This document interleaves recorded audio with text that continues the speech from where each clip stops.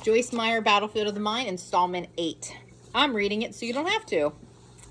So enjoy, get some steps in with me. Listen as you drive.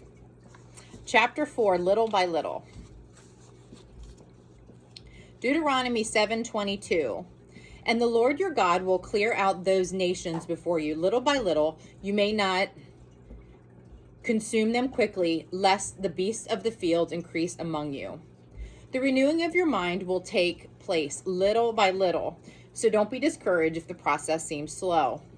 Just before they entered the promised land, the Lord told the Israelites that he would drive out their enemies before them little by little, lest the beasts of the fields increase among them. I believe pride is the beast that will consume us if we receive too much freedom too quickly. It is actually better to be set at liberty in one area at a time. That way we can appreciate our freedom. We realize it is truly a gift from God and not something we can make happen in our own strength. 1 Peter 5:10. Suffering precedes liberation.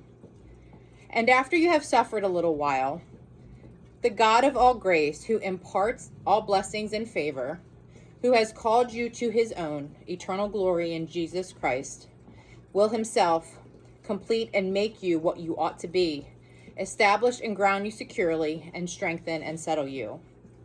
Why do we need to suffer a little while? I believe that from the time we actually realize we have a problem until Jesus delivers us, we endure a type of suffering, but we rejoice even more when freedom comes. When we try to do something on our own, fail, and then realize that we must wait on him, our hearts overflow with thanksgiving and praise as he rises up and does what we cannot do ourselves. Romans 8:1. No condemnation. Therefore, there is now no condemnation for those who are in Christ Jesus, who live and walk not after the dictates of the flesh, but after the dictates of the Spirit. Don't receive condemnation when you have setbacks or bad days. Just get back up. Dust yourself off again and start again. When a baby is learning to walk, he falls many, many times before he enjoys confidence in walking.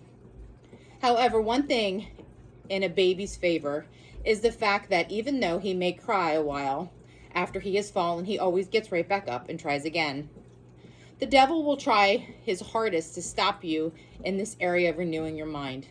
He knows that the control over you is finished once you have learned to choose right thoughts and reject wrong ones. He will attempt to stop you through discouragement and condemnation. When condemnation comes, use your word weapon. Quote Romans 8:1, reminding Satan and yourself that you do not walk alone. You do not walk after the flesh, but after the Spirit. Walking after the flesh is depending on yourself. Walking after the Spirit is depending on God. When you fail, which you will, that doesn't mean that you are a failure. It simply means that you don't do everything right. We all have to accept the fact that along with strengths, we also have weaknesses. Just let Christ be strong in your weakness. Let him be your strength on your weekdays. I repeat, don't receive condemnation. Your total victory will come, but it will take time because it will come little by little. Psalms 42:5. Don't get discouraged. Why are you cast down, O inner self? And why should you moan over me and be disquieted with me? Hope in God and wait expectantly for him, for I shall yet praise him and help my God. Discouragement destroys hope, so naturally the devil always tries to discourage us. Without hope, we give up, which is what the devil wants us to do. The Bible repeatedly tells us not to be discouraged or dismayed. God knows that we will not come through to victory if we get discouraged.